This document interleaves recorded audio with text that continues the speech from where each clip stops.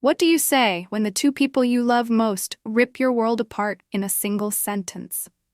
My name is Marina, 29 years old, and I thought I knew betrayal, petty office politics, a friend's white lie. But nothing prepared me for that Thursday night in March at Terzo, an upscale Italian restaurant in Austin, where the plates cost more than some people's weekly groceries. I just landed a promotion to commercial director at my tech company after 4 years of grinding as a project manager, and my grin hadn't faded since the morning meeting.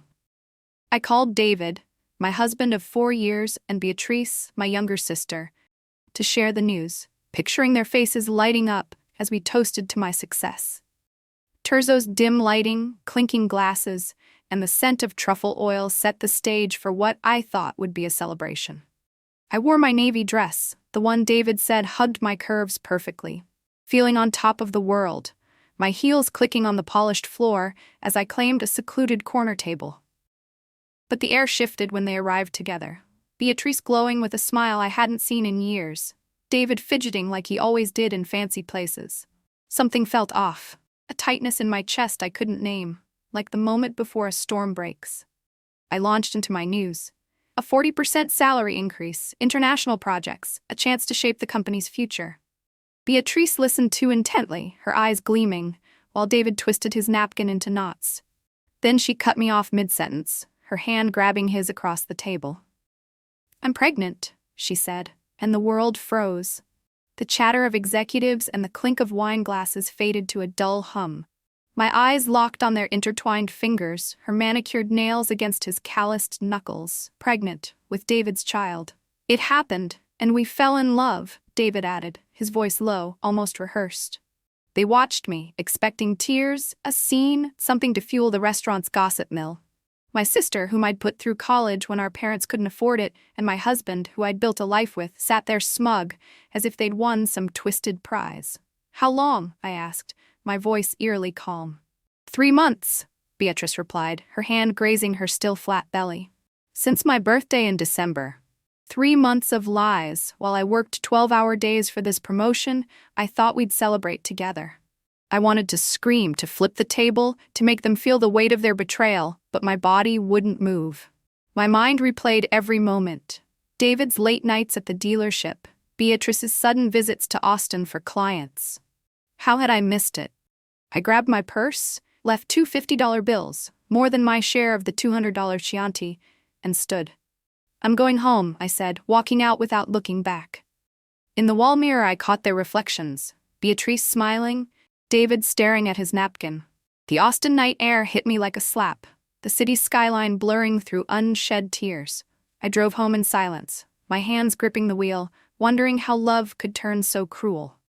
Back in my apartment, everything was untouched, David's toothbrush in the bathroom, his clothes in the closet, our life mocking me with its normalcy. I sat on the beige leather sofa, still in my dress, staring into the void. My phone buzzed. David's text at 2 a.m. "I'm at B's house. We'll talk tomorrow." Ugh. As if they'd been intimate forever, as if I were the outsider. I didn't sleep, pacing the 120 square meters of the apartment I'd bought alone, replaying every detail, searching for signs I'd ignored. Growing up in San Antonio, I was the responsible one, the older sister who got straight A's without trying, while Beatrice, the spoiled youngest, craved more than our middle-class life offered. Our father, an accountant, and our mother, a teacher, gave us what they could, but Beatrice always felt shortchanged. When I earned a full scholarship to the University of Texas, she called it rich girl's luck. When I landed my first apartment at 25, she hinted I was too ambitious. Her graphic design degree led to unsteady freelance work, and our parents propped her up, buying her a used car when I got my Honda Civic, helping with her rent. I thought it was love, not envy, driving her constant questions about my salary, my investments, my life. Now, I saw it for what it was, a seed of resentment, blooming into this betrayal. David, charming and simple, a car salesman earning $5,000 a month to my $12,000, had been my balance, his easy laughter softening my relentless drive. But Beatrice's calculating gaze, always there when I paid for $100 dinners, had found its mark. As dawn broke, I sat on the couch, makeup smudged, dress wrinkled, knowing this was just the beginning of unraveling their plan and rebuilding mine. The apartment was silent, except for the hum of the refrigerator, a stark contrast to the chaos in my mind as I sat on the couch, still in that navy dress, piecing together how my life had unraveled so fast. Growing up in San Antonio, our family wasn't rich, but we didn't want for much. Dad's steady job at an oil company and Mom's teaching kept us comfortable. I was the older daughter, the one who studied hard, who organized my notes in color-coded folders, who dreamed of leaving our cul-de-sac for something bigger. Beatrice, 3 years younger, was the baby, coddled and shielded, her whims indulged to keep the peace. She'd sulk when I got praise for my grades, her eyes narrowing when I won scholarships or awards, as if my success stole something from her. I'd brush it off, thinking it was just sibling rivalry, not a resentment that would fester into betrayal. When I paid for half her college tuition because our parents couldn't cover it, I thought I was being a good sister. She graduated with a graphic design degree, but her career was a patchwork of freelance gigs, each abandoned with complaints about bosses who didn't get her vision. Meanwhile, I clawed my way up at a tech firm in Austin, my ambition fueled by years of proving I could rise above our modest roots. Beatrice's envy wasn't subtle, though I'd been too naive to name it. She'd ask about my salary with a smile that didn't reach her eyes, probing about my apartment's value or my stock investments, calling it sisterly curiosity. Last Christmas, at our parents' house, her wine-soaked words spilled out. "It's frustrating, Mari. You having everything, apartment, car, trips, while I scrape by." I'd tried to encourage her, saying hard work could get her there, but her scoff. "Everyone has the same opportunities, right?" dripped with sarcasm. She believed my success was luck, not late nights and sacrifices. Our parents didn't help, always balancing things out, like buying her a used car when I got my Civic or slipping her rent money when I started earning well. It was as if my achievements needed to be offset to keep her from feeling less. Now I saw it clearly. They'd enabled her entitlement, and she'd turned it into a plan to take what was mine. David was different, or so I thought. We met 5 years ago at a work party, his easy charm a relief from my high-pressure world. He sold BMWs, earning a decent $5,000 a month with commissions, but my $8,000 salary, which grew to $12,000, dwarfed his. I didn't mind. I loved his simplicity, his ability to make me laugh after a 12-hour day.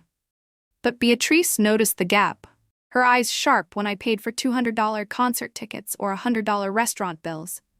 "You support him, don't you?" she'd asked once at a family lunch, her tone laced with judgment. I'd corrected her. We split expenses proportionally, but she saw my life as proof of her own unfair lot. David felt it too, sometimes wincing at my purchases, like the $400 purse I bought at Nordstrom. "That's almost my rent," he'd said, half joking, half uncomfortable. I thought it was just his frugal upbringing, not a crack Beatrice could exploit. Sitting there, staring at David's Dallas Cowboys mug on the coffee table, a tacky dealership promo, I realized how blind I'd been. Beatrice's visits to Austin had spiked recently, always for client meetings, but she never crashed on my couch like she used to. She'd stay in hotels an hour and a half from San Antonio, and I'd believed her excuses. David's late nights at work, his vague texts about closing deals, had seemed normal for a salesman. Now they were neon signs of their affair. My phone buzzed with 17 missed calls from Mom, no doubt hearing Beatrice's romanticized version of their love story. I ignored them, too raw to face her mediation attempts. Instead, I called my assistant Simone and took a sick day, my voice hollow enough that she didn't pry. Under the shower's hot water, I let myself cry, not dramatic sobs, but a quiet, exhausted release. My sister and husband had betrayed me in the cruelest way, choosing the day of my promotion to maximize the hurt. As I dried off, 3 texts from Beatrice pinged. "Pleased to talk, to resolve this like adults." I deleted them, my numbness hardening into resolve. They'd planned this humiliation, but I wouldn't let them win. Somewhere in the wreckage of my life, I'd find a way to fight back. The resolve felt fragile, like a thin layer of ice over a churning river, as I wrapped myself in a towel and stared at my reflection in the fogged mirror, my eyes red-rimmed but determined. For the first time in years, I spent the day doing nothing productive. No emails, no reports, just binge-watching Netflix shows I barely registered, ordering $40 Chinese takeout that arrived cold and tasteless. My phone rang every couple of hours, Mom, Beatrice, even David once. But I let it go to voicemail, the vibrations buzzing against the coffee table like accusations. When evening came, David showed up with his key, letting himself in as if he still belonged there, suitcase in hand. He tried to explain, his words tumbling out like excuses from a bad script. It wasn't planned, Mari. B was going through a tough time, needed someone to talk to. I watched him fold the polo shirts I'd bought him at Nordstrom, my arms crossed, feeling detached, like I was observing a stranger. How long have you been together? I asked, my voice steady. Officially since January. 4 months. 4 months of deception, of him coming home to me with her scent lingering, whispering, I love you before bed, while building a secret life. He paused packing, looking at me with pleading eyes. Mari, it doesn't have to be messy. We can divide things fairly, civilly, without lawyers. Civilly. As if politeness could erase the knife in my back. After he left with 2 suitcases, promising to return for the rest, I sat on the king-sized bed I'd purchased last year, the sheets still smelling of his cologne. That's when I called Helena, my college best friend and a family law attorney in Houston. I poured out the story, my voice cracking only once, and she listened in stunned silence before sighing. Marina, I'm so sorry, you don't deserve this. Bring all the documents. Marriage certificate, bank statements, deeds, investments, everything. We'll build the strongest case. I told her I didn't care about the money, just wanted it over fast, but she cut me off. Don't say that. You've worked too hard to let them take half. Do you know your assets' worth? I didn't have exact figures, but the apartment was around $400,000. Investments about $100,000, a startup stake at $50,000, plus my new $16,000 monthly salary. Substantial, yes, and all mine, or so I hoped. Organizing the documents felt like excavating my life, pulling colored folders from the home office in the second bedroom, where everything was meticulously labeled. Bank statements from the last 2 years showed my steady deposits, tax returns highlighted my rising income, Fidelity and Charles Schwab reports tracked my growing portfolio. It was a testament to my discipline, the late nights and skipped vacations that built this security. But as I reached for the green folder with marriage documents, something nagged at me. The property regime listed as separate property, complete separation of assets. Why had I chosen that? Most Texas couples went with community property. Then it hit me. The prenuptial agreement.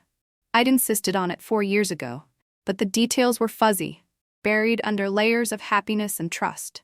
Racing to the safe in the bedroom closet, I fumbled the combination, my inverted birthday, and pulled out the sealed envelope from the Travis County Clerk's office. My hands shook as I tore it open, the paper crisp despite the years. Hope flickered, a small flame in the darkness. Maybe this would shield me from losing everything to their greed. As I skimmed the pages under the bedside lamp, memories surfaced, sharp and vivid. It had been a sunny April Saturday, 2 weeks before our wedding. I'd just closed on my $350,000 loft, thrilled but practical. My lawyer, Dr. Patricia Williams, advising a prenup given my assets. It's not about distrust, Marina. It's protection. David had laughed it off at first, beer in hand, calling it rich people nonsense, insisting our love didn't need papers. But I'd pushed, explaining it safeguarded us both, and he'd relented, though grudgingly. Now, holding the document, I felt a surge of gratitude for my younger self's foresight. The clauses were ironclad: complete separation of property, no division in divorce, waiver of spousal support. David had signed without grasping it fully, his hangover from a bachelor outing making him skim the 15 pages. Dr. Williams had explained patiently, but he'd nodded along, more focused on an impending sale at work. Each keeps what's theirs, he'd summarized, missing the nuances that now could save me. The numbness cracked further as I photographed every page on my iPhone and emailed them to Helena with the subject "From God." She replied at 4 a.m., "This changes everything, call tomorrow." For the first time, I slept, dreaming not of loss but of a future unburdened. Waking to coffee in my sunlit kitchen, overlooking Austin's skyline, I connected more dots. Beatrice's probing questions about my finances weren't innocent, they were reconnaissance. David's overheard balcony call months ago. I don't know if it's the right time. She suspects something. Wasn't about a deal, it was about their affair.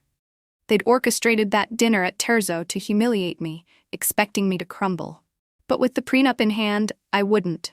It was my armor, forged in caution, now ready for battle. The prenuptial agreement lay open on my bedside table, its pages glowing under the lamp like a treasure map to my salvation. Each word felt like a brick in a fortress I hadn't known I'd built, protecting the life I'd worked so hard for. My fingers traced the clauses: complete separation of property, no shared assets, no alimony, and I marveled at how my 25-year-old self, so in love and starry-eyed, had insisted on this safeguard. The memory of that April day 4 years ago flooded back, vivid as the Austin sunlight streaming through my window now. I'd been finalizing the purchase of my first apartment, a sleek $350,000 loft downtown, my pride swelling as I signed the contract. The numbers were daunting: $1,800 monthly payments, but my $12,000 salary made it feasible, a testament to my years of grinding. David, on the other hand, was stressed, pacing my kitchen, fretting over wedding costs: $15,000 for catering, $8,000 for photos, $12,000 for decor. "Mari, it's a lot," he'd said, his voice tight, his $4,000 monthly income stretched thin. I'd reassured him, "I'll cover most of it. What matters is us." But my lawyer, Dr. Patricia Williams, had planted the seed for the prenup during the apartment deal. Her voice calm but firm: "Marina, you're building wealth fast. A prenup isn't mistrust, it's smart." I brought it up to David that Tuesday night, his Shiner Bock nearly spilling as he laughed. "Prenup, that's for rich folks who plan to divorce." I'd explained it was protection for both of us, not a lack of faith, but he'd waved it off, pulling me close. "We're forever, Mari. You're overthinking." Still, I'd insisted, and he'd agreed, more to humor me than anything else. Now at 3 a.m., those 15 pages were my lifeline. The contract detailed everything. My apartment, bought pre-marriage, was mine alone. Investments I'd made, from Fidelity to my startup stake, stayed with me. Even future earnings were protected. David had waived alimony, a clause I'd barely remembered until now. I scanned for loopholes, some trick he could exploit, but Dr. Williams's work was airtight. My net worth: $400,000 apartment, $100,000 investments, $50,000 startup stake, $40,000 in savings, was untouchable. A small smile crept onto my face, the first in days, as I realized David had signed his own financial doom without even reading the fine print. The betrayal's sting returned as I tucked the papers back into the safe, but it was mixed with a new clarity. Beatrice's questions over the years about my salary, my apartment's value, my investments, weren't sisterly interest. They were a blueprint for her greed. Last year at a family barbecue, she'd asked, "How much is this place worth now, Mari?" Her tone too casual as she sipped lemonade. I'd brushed it off, saying the market was up, but her eyes had lingered on my modern kitchen, the skyline view. David's discomfort with my spending, $200 dinners, $400 purses, had been a wedge she'd exploited. I remembered a night at Olive Garden when she'd leaned in, whispering, "You're basically supporting him, right?"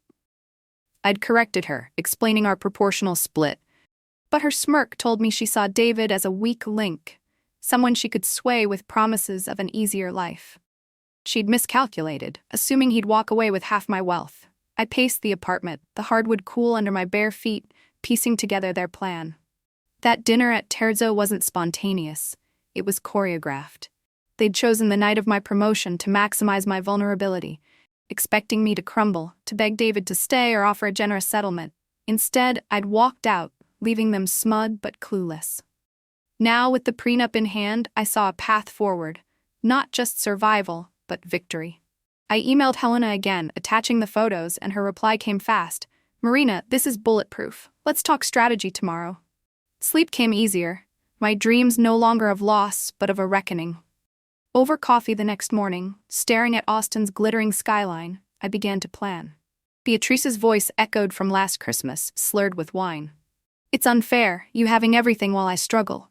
She'd seen David as her ticket to my life, seducing him with visions of splitting my $600,000 net worth. The irony was delicious. She'd aimed for my fortune and landed a man who'd bring her nothing but debt and a $760 monthly child support bill.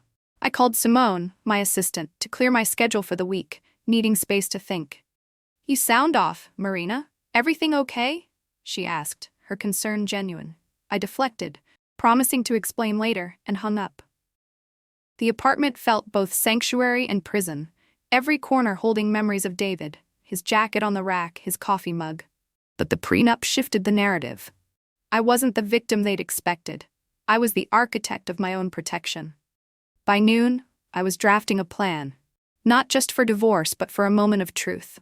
I'd invite them back to Terzo, let them think I was broken, ready to negotiate. Then, I'd drop the prenup like a guillotine. Watching their faces as they realized their scheme had failed, the thought sparked a fire in me, not of revenge, but of justice. A chance to reclaim my dignity and show them the cost of their betrayal. The prenup's pages, now neatly stacked in their envelope, felt heavier than their weight, a shield forged by a younger me who'd somehow sensed the need for armor. As I sat on my bed, the Austin skyline glinting through the window, the memory of that Thursday morning 4 years ago sharpened in my mind, as vivid as the smell of fresh coffee in Dr. Patricia Williams's office. It was 2 weeks before our wedding, and David arrived late, his eyes bleary from a night out with his dealership buddies, his tie loosened like he'd rushed from a sale. "Sorry, Mari," he mumbled, slumping into a leather chair. "Johnson was about to close on a BMW, but I told him I had this with you." Dr. Williams, poised and professional, with her gray hair swept into a bun, didn't miss a beat, sliding the prenuptial agreement across her polished desk.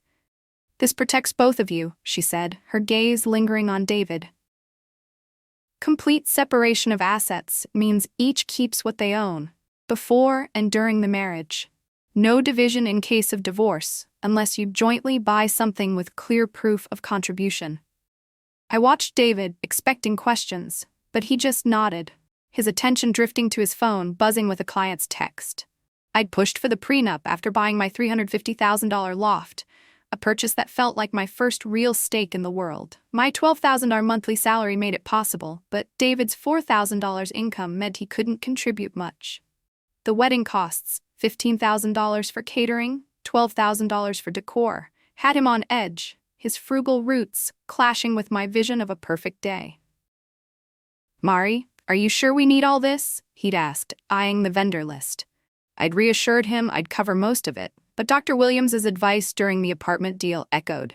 "You're young, successful, and building wealth fast. A prenup is sensible."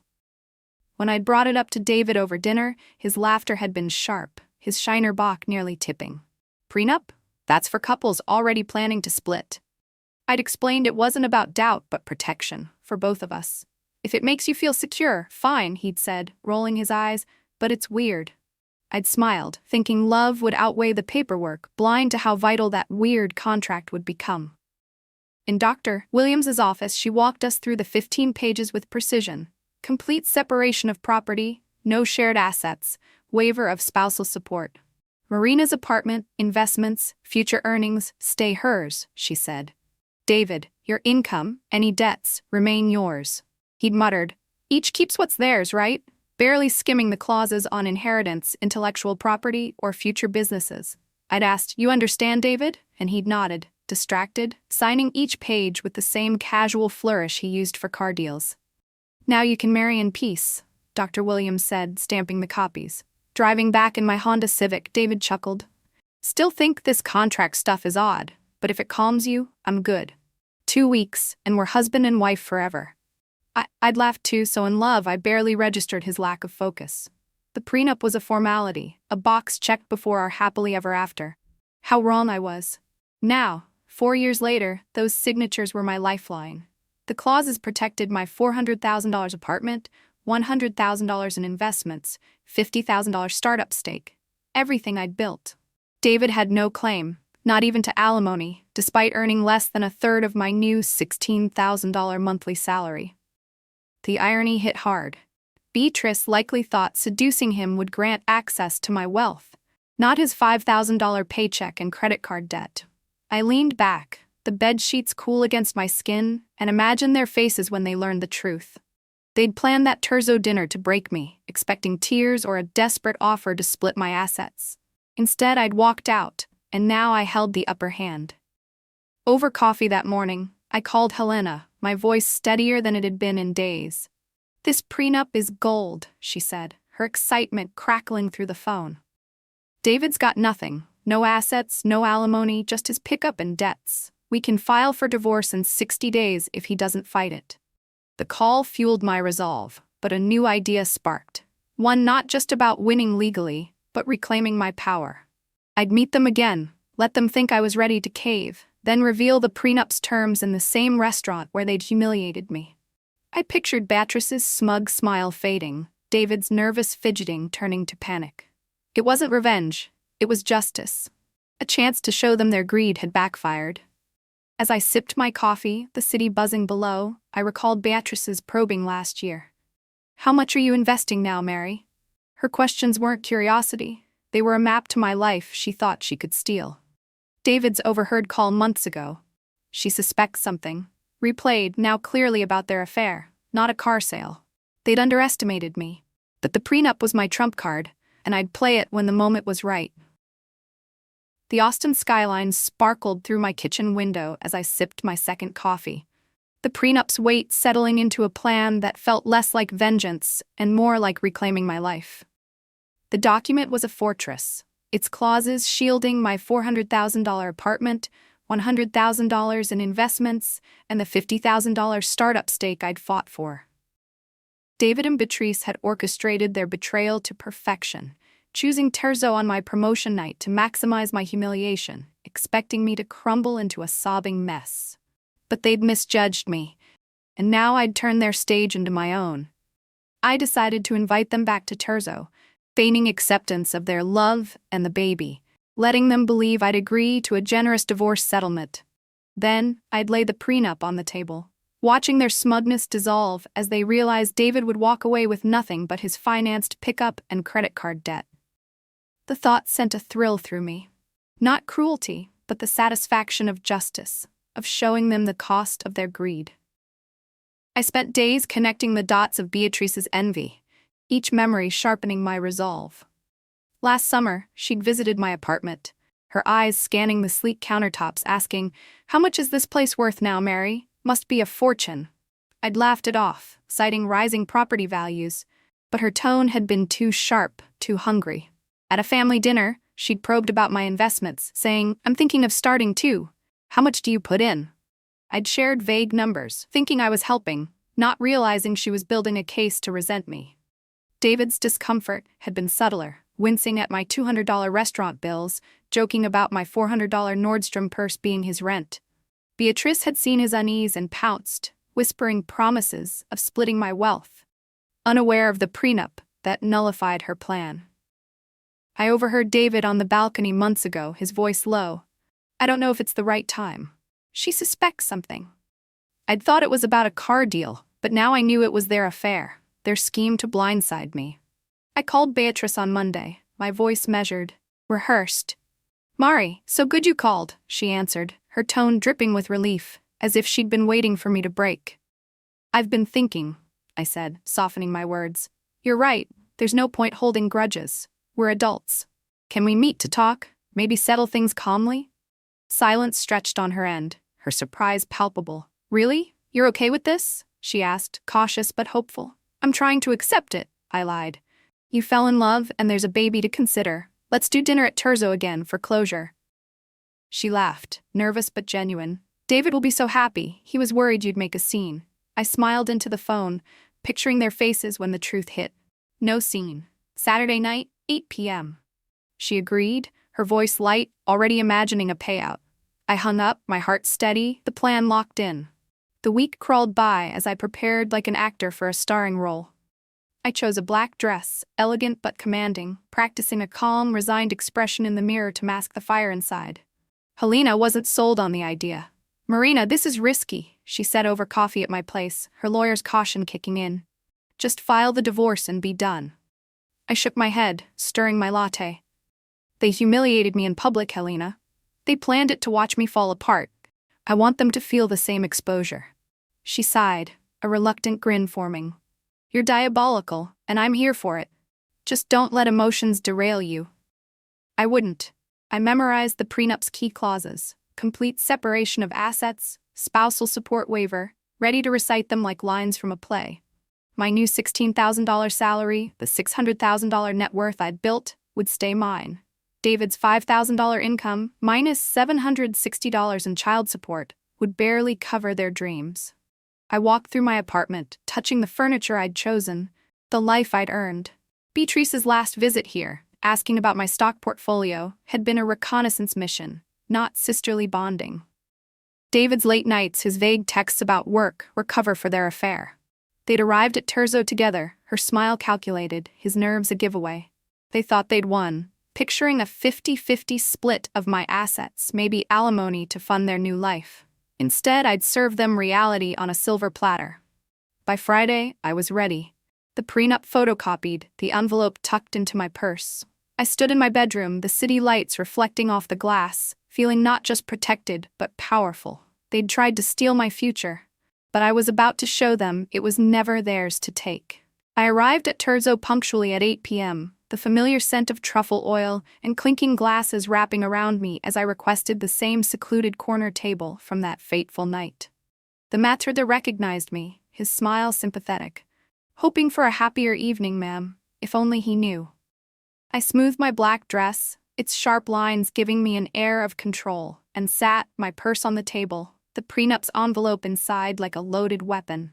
David and Beatrice arrived together, their hands linked, their faces relaxed in a way that screamed victory. Beatrice's dress hugged her now visible baby bump, and David's posture was looser, his usual unease in fancy settings replaced by a smug confidence. They thought I'd caved, that I'd hand over half my life to avoid a fight. "Mari," Beatrice said, hugging me with a warmth that felt rehearsed. "You look stunning. New dress?" I nodded, forcing a smile. "You both look happy. How's the pregnancy?" "Great," she beamed. "We're thinking names. Michael if it's a boy, Gabriel for me." David pulled out her chair, a chivalrous gesture he'd rarely offered me, and thanked me for agreeing to talk peacefully. I sipped my water, letting their ease settle, savoring the moment before the storm. We ordered the same $200 Chianti, the irony thick as the wine's aroma filled the air. David leaned forward after the first sip, his tone businesslike. "About the divorce, we want to keep it amicable. Split things fairly, no complications." Beatrice nodded, her eyes gleaming with anticipation. "Fairly," I echoed, letting the word hang. "What does that look like to you?" They exchanged a glance, clearly rehearsed. "Sell the apartment, split it 50-50, David said. "Investments too. And with your new promotion, alimony would help until we stabilize with the baby." Alimony. The audacity made my pulse quicken, but I kept my face neutral, reaching for my purse as if searching for a pen. Their eyes followed, expecting divorce papers to sign, a quick win. Instead, I placed the yellowed envelope on the table, the Travis County seal stark against the wood. "Before we discuss division," I said, my voice steady, "there's something you seem to have forgotten." David frowned. "What's that?" "Our prenuptial agreement," I replied, sliding it toward them. "You signed it 4 years ago, David, calling it rich people nonsense." The color drained from his face, his fingers twitching as he grabbed the papers. Beatrice's confusion was palpable. "You made a prenup?" she asked, her voice sharp. "We did," I said, opening the document to the key clause. "Complete separation of assets. Each keeps what they own, before and during the marriage. My apartment, investments, salary, all mine." David's eyes darted over the pages, panic setting in as he realized what he'd signed. "Calm down, Mari," Beatrice said, her confidence faltering. "Even with a prenup, there's community property, stuff acquired together." I pointed to the clause. "Not with complete separation. Everything I earned or bought stays mine. David, your $300 monthly grocery contributions don't claim a $400,000 apartment." Beatrice flipped through the pages frantically, searching for a loophole. "But alimony," she stammered. "He's entitled to alimony." I smiled, flipping to page 5. "Spousal support waiver." David waved it. "No alimony, no maintenance." David's voice rose, drawing stares from nearby tables. "I didn't know what I was signing. You tricked me." "Tricked you?" I countered, calm but firm. "Dr. Williams explained every clause.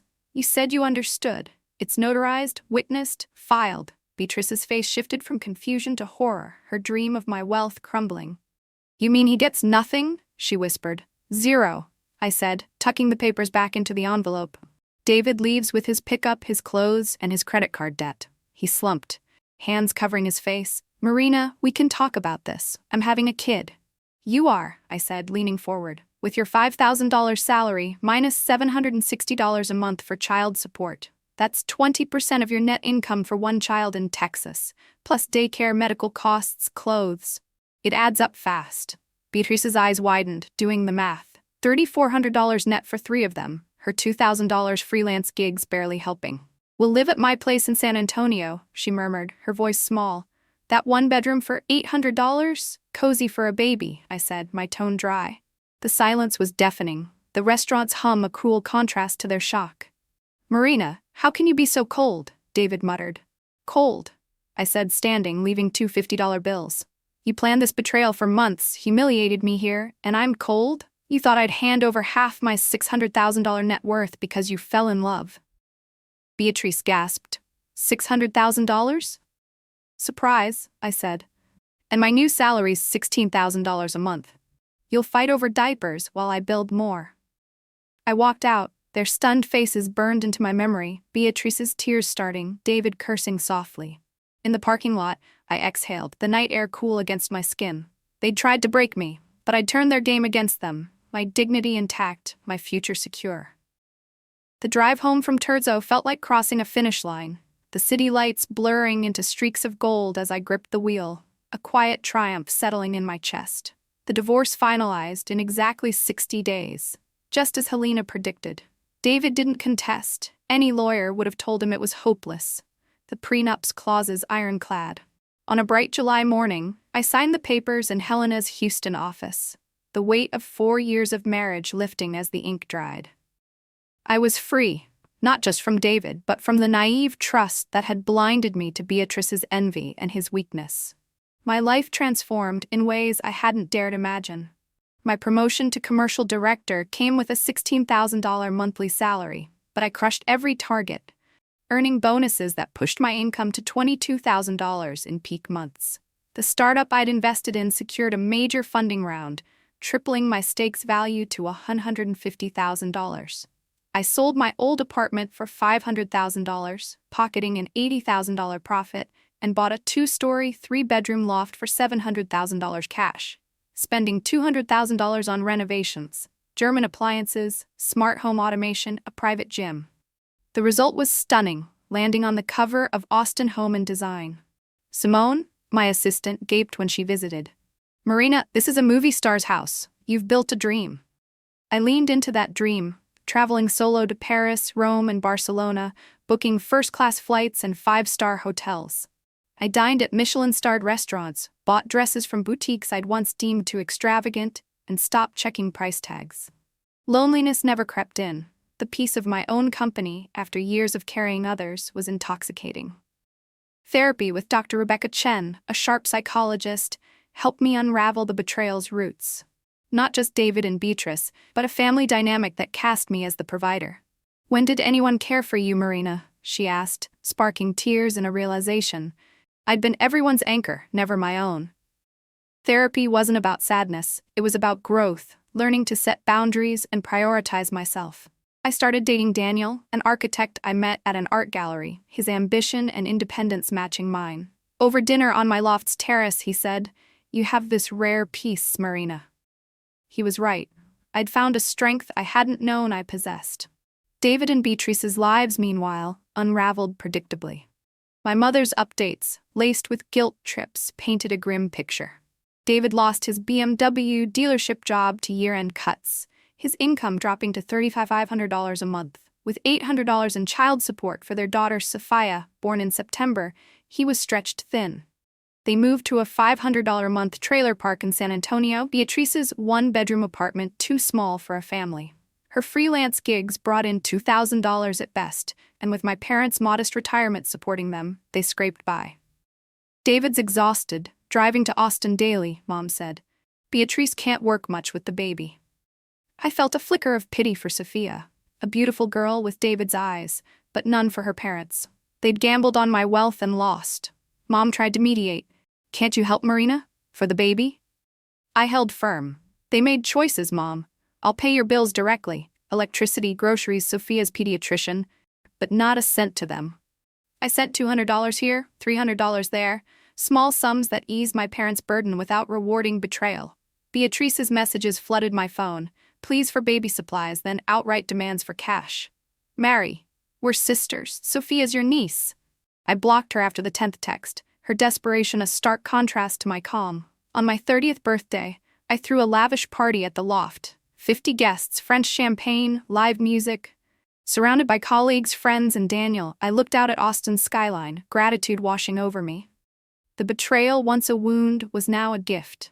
It taught me to protect my worth, to sever toxic ties, to embrace solitude as strength.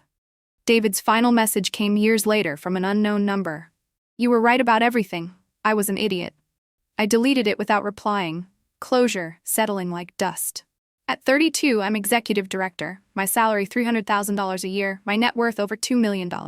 I travel, love freely, and live without apology. They tried to steal my peace. Instead, they gave me power. The days now unfold gently, each sunrise a quiet promise of freedom. I wake to birdsong, not chaos. My loft's terrace a sanctuary where I sip coffee and watch the city stir. The betrayal feels distant, a storm that carved a clearer path. I've learned love isn't owed, not even to family, and loyalty belongs to those who cherish you. Sophia grows in photos I don't seek, a child caught in her parents' wreckage, but I bear no guilt for their choices. My heart, once heavy, is light, carried by a life built on my terms. I walk softly now, no longer carrying others' burdens, my steps echoing only my own dreams.